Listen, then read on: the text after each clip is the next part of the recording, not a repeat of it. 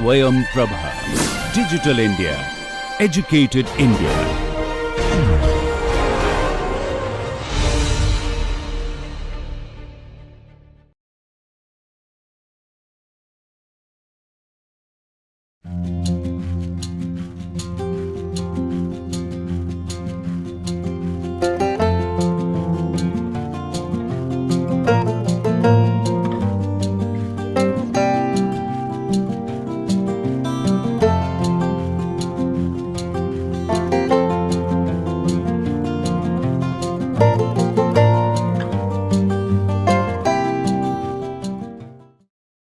So, welcome back everybody to another lecture on Introduction to Soft Matter.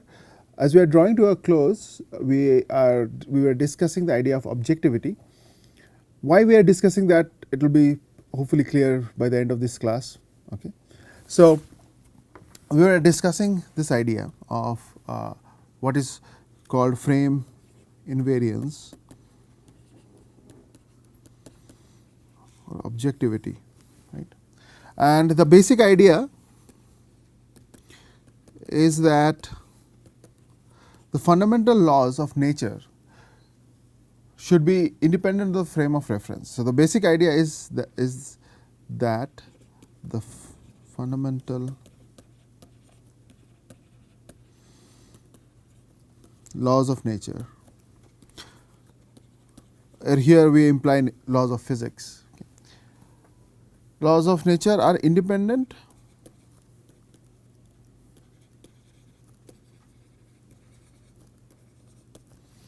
of the frame of reference.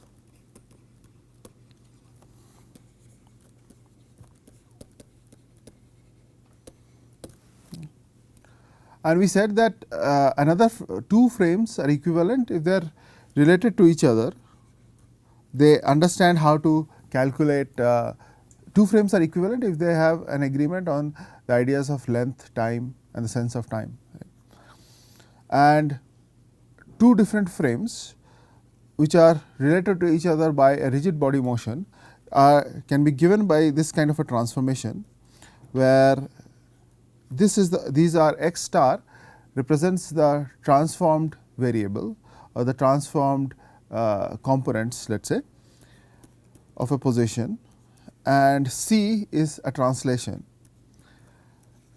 given by a rotation and here you have the older position or the values that you found in the older system, right, where QT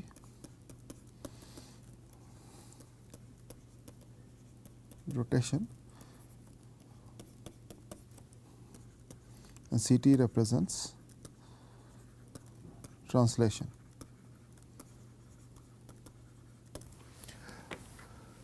So, so we came up with the idea of objectivity then, and I will just review a very nice statement. This is again following up with what we discussed last time.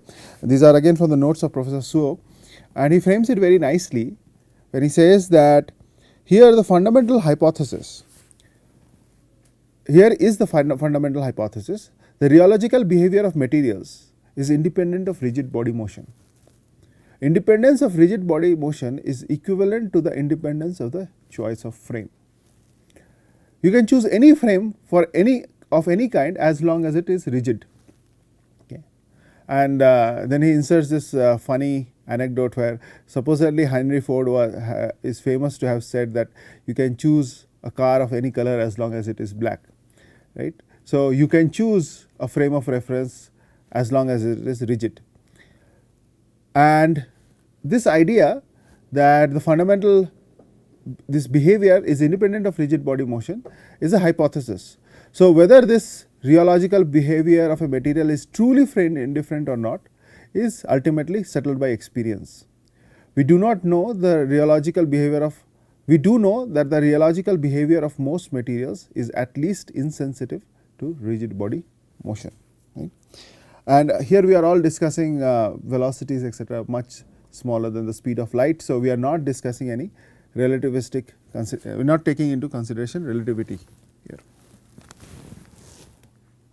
And I also discussed that this idea of QT, which is a transformation which gives you rigid body motion, where Q is a rotation. And then we also used the idea that Q transpose is a identity matrix. Now, this is from the book The Mechanics and Thermodynamics of Continua, Gertin, written by 3 authors, Gertin, Fried and Anand. And they say that there is some disagreement as to whether only rotations or all orthogonal tensors should be employed in the statement of frame indifference. For example, Truesdell and Knoll 1965 state the principle with Qt an orthogonal tensor, while Chadwick 1976 and Gertin require only that Qt be a rotation. And then they finally go on to clarify that according to another work, we believe that Qt should only be a rotation. And here it is important to just point out that you can have an orthogonal transformation which is not a rotation. So, you can have a reflection. So, you can have Qt equal to -1, the determinant of Qt, and that would reflect that would be a reflection, right. And that is not to be taken into account in this sense. Now, this is only an introductory course. Okay. So, we are only brushing up or lightly touching upon some very complicated topics.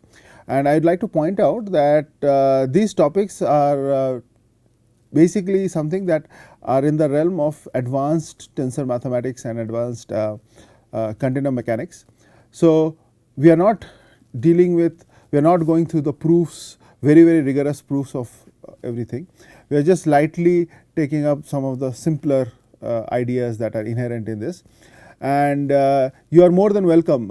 Here the idea, there is a specific reason why we are discussing objectivity, and you will figure that out by the end of this class. But if you want to understand this in more detail, you would have to take a different lecture or a series of lectures which goes through is mathematically very rigorous. Okay. Okay. So, let us return back to our notes.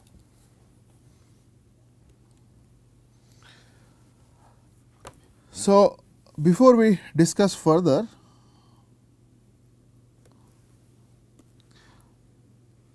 let us understand a few terms.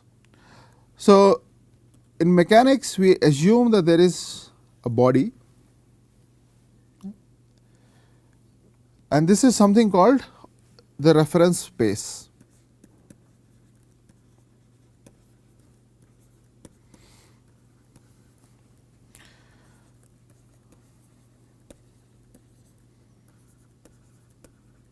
The reference space can be arbitrarily set, but it is basically a situation from where you start comparing all your deformations that are going to occur later. So, this body B has some material point in it, let us say x, capital X, and this later on is going to go through a series of deformations. So, this body B is now going to go through a series of deformations in time. So, that is why I put this index Bt, so that this is at a later point. And then this particular point here is going to map to some other point now, and let us call that small x, and let us say that is equal to some function m of capital X and time. Okay. So, B is the reference configuration. B is also called the reference configuration.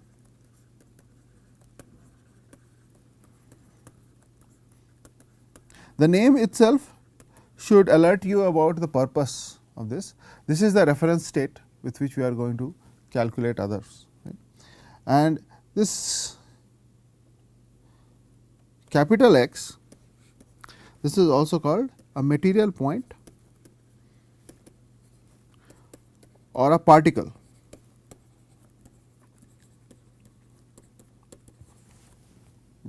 The small x is a spatial point which is basically a mapping of this capital X to at another time in the same body. So, small x is also called a spatial point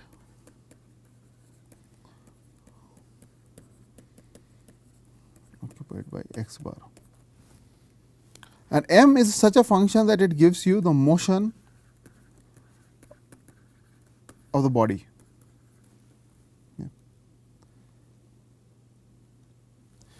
And at any given time, so if you freeze the time, then B t at a given time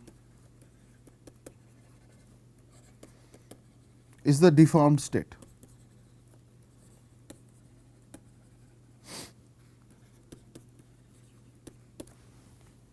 Now, we are doing all this because we want to introduce a very specific tensor, which is called the Cauchy stress tensor. Okay. And I want to have a discussion on that and basically the relationship of the 1D models that we introduced and more generalized models. So, to do that, we are going through a series of steps. Okay. So, now we are going to discuss since we are going to discuss the stress tensor. I told you last time that a tensor is a linear mapping of vectors to vectors, right. So, let us say a tensor, say I am just taking some variable s and then I am putting this double bar here, is a linear mapping, can be right, a tensor can be looked in many different ways, but it can also be considered as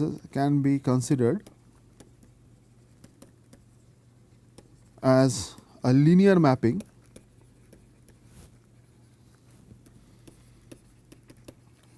of vectors to vectors. Okay. So,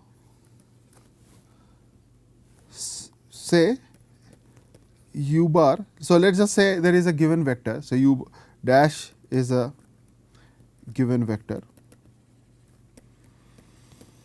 and this S is a tensor that is giving me this transformation. Then when S is going to act on u, it is going to result in another tensor, another vector for me. Let us call that just V. So, by the way, these are just variables. Okay, we have V, S and U. We are just using some names at the moment to illustrate an example, and we will see why this particular form is important. Now, Cauchy's hypothesis. So, since we are going to discuss the Cauchy stress tensor, so now we have understood to some extent, in a very simplistic manner, we have an understanding of what tensors are, and Cauchy's hypothesis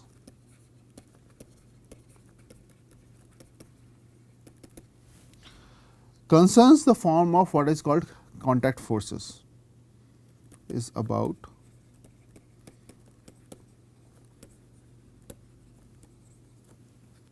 and Cauchy introduced what is called as a traction field. Okay. So, Cauchy introduced the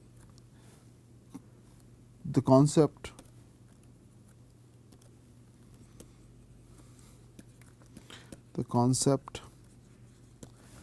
of a surface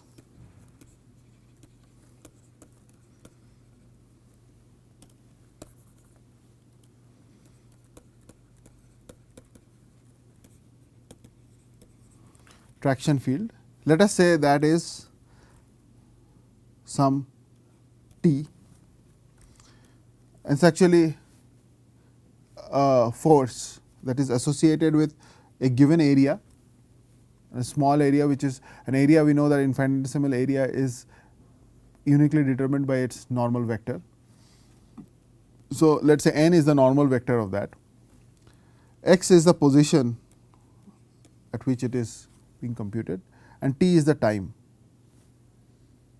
Okay. So, I have already introduced a vector traction vector t. So, t is here also the time, and we are, but this t is a scalar. So, even though we have the same symbol, we can still distinguish between the two. Okay. So, this T is basically defined as, so T is defined for each unit normal vector and for each spatial point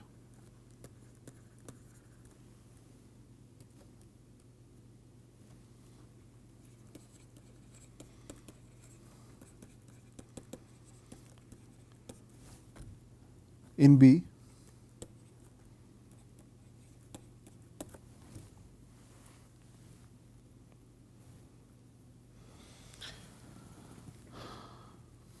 and for each and for all times. Okay, so maybe we just add that and for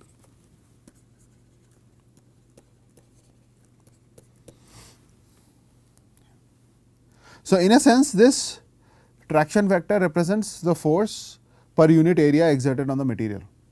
Okay. So Cauchy's theorem, which concerns this, and Cauchy's theorem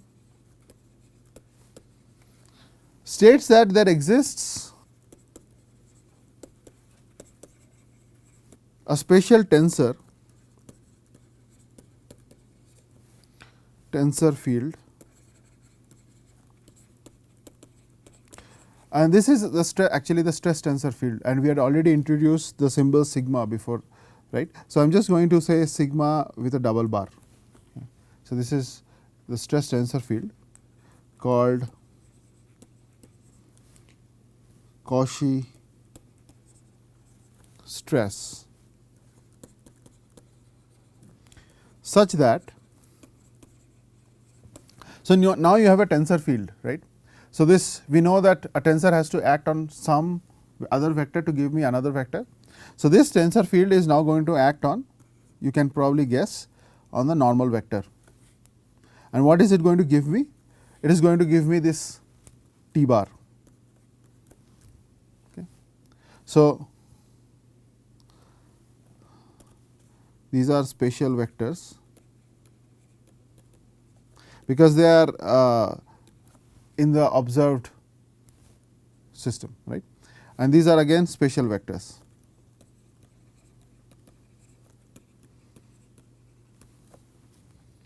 Okay.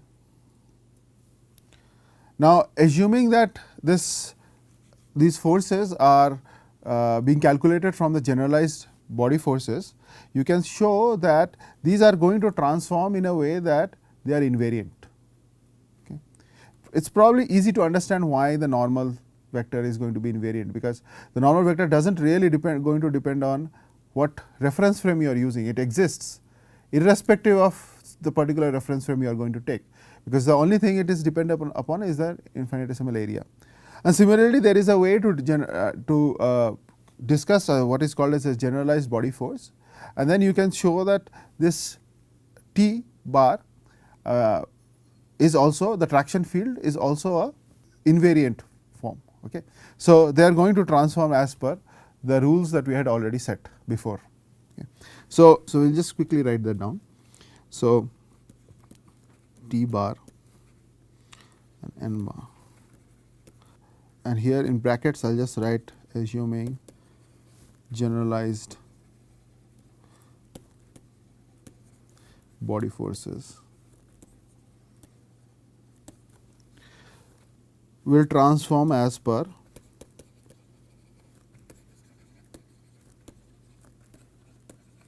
the following rules. So, we had already said that this T bar in a rigid body rotation, given a rigid body rotation translation, the rule that governs this is going to be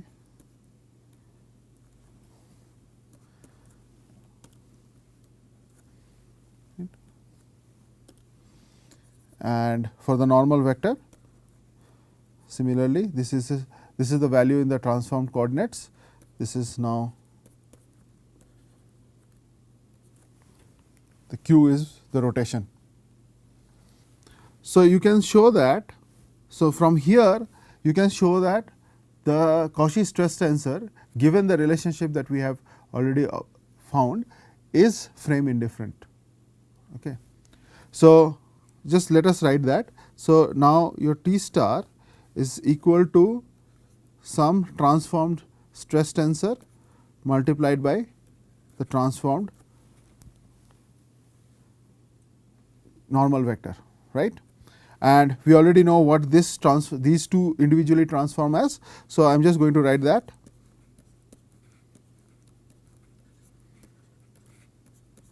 So, I am just replacing the previous equations here, and this implies if you do one T bar is actually equal to Q transpose sigma star Q n. Let us just right. So, in the original coordinate system. So, now from this you can see that sigma star is, and I am skipping one step, because all you have to do is to equate the two and then multiply with the Q transpose, and what you will get is this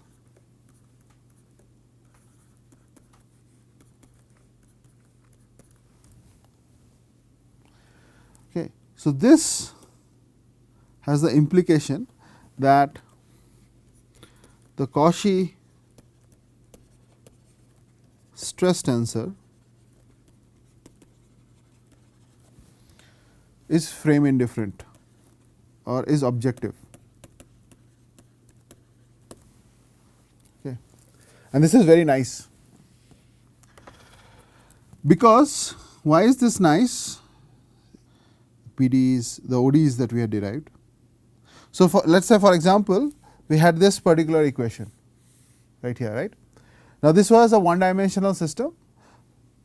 So, these are just we treated them almost as scalars, and here this Cauchy, if you replace this with the Cauchy stress tensor, then this forms does stay invariant, but you also have a time derivative. So, is the time derivative going to be invariant?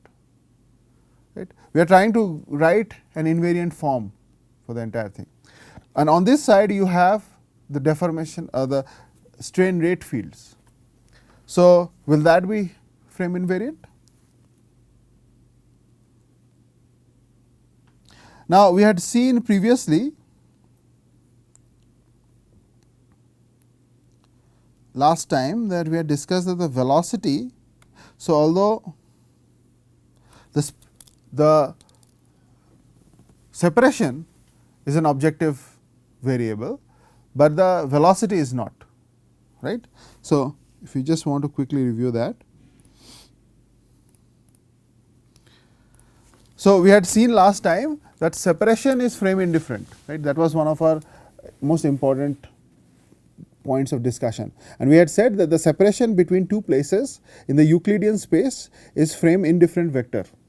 The separation is the mother of all frame invariant variables, indifferent variables.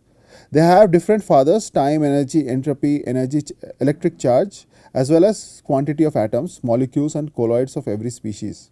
They are scalars and frame indifferent, right. But relative velocity is frame sensitive. So, even though separation is frame indifferent, its rate, the relative velocity is frame sensitive. This is what we saw in the last class, right. And in general, the rate of a frame indifferent variable is frame sensitive.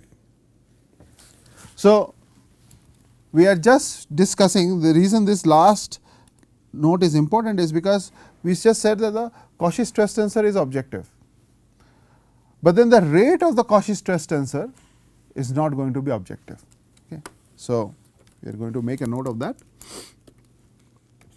but the rate of change or the time derivative, rate of change, and rate of change here implies obviously with respect to time. The rate of change of this is not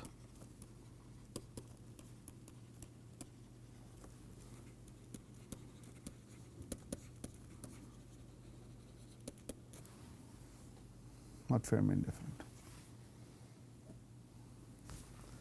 and this can actually be proven quite well. So, we will quickly prove the generalized idea that if so let us say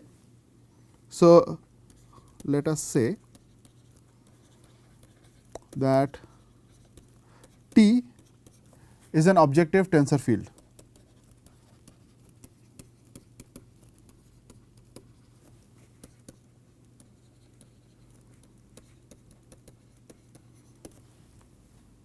Okay. So, T transforms as the if you are going to calculate in a new frame the components and all that is going to transform as this quantity, right, where Q is some rotation matrix. So, now if you take a derivative of this, right. So, let us see what happens if you take the derivative. So, since this is an equality, I can take derivatives, time derivatives of both sides, right. So, I will just indicate by a dot that we are taking the time derivative, and here you can start taking time derivatives, and first I am going to take the derivative of T, okay, and I am just going to keep that on the left hand most corner, and you will see why. Okay. But I also have to take the derivatives of the others by chain rule. So, that becomes Q dot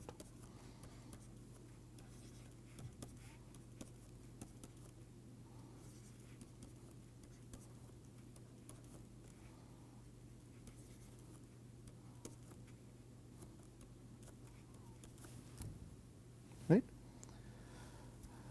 Now, if Q is a rotation, then if Q is a rotation, then this particular tensor is another tensor which is also called the spin tensor of the frame. So, I can replace these Q dots, basically that is what I am trying to do here. So, I can replace these Q dots, and what I will get in return is T dot star. You can probably already see that it is not, that derivative is not going to be objective, because then only this part, right, you should not have had this section. This section is the one that is going to create the problem. You only wanted this term if it were supposed to be objective, but these terms are going to be there and you cannot wish them away. Okay. And you can show that this is now going to become you will have a Q dot, no sorry, not Q dot, this is the derivative of T. So, you have this term plus, when you just do one more step, but you will find that this becomes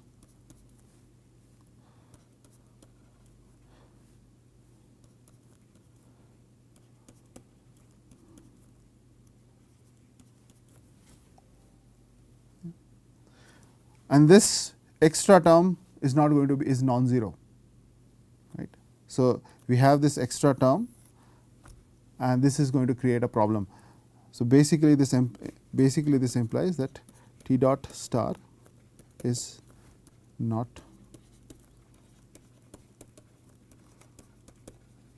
objective.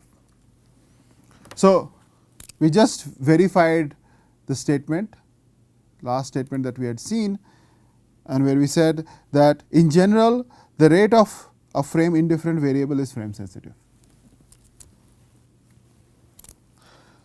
So, if you want to make a constitutive equation such that, so if you want to make a constitutive equation which involves a Cauchy stress tensor, the Cauchy stress tensor is not going to give a problem because it is objective, right.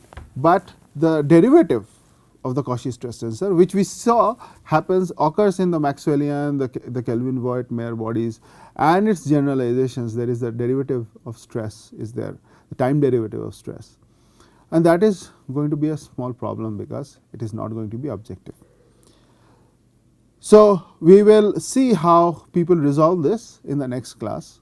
Okay. So, we will stop here for today.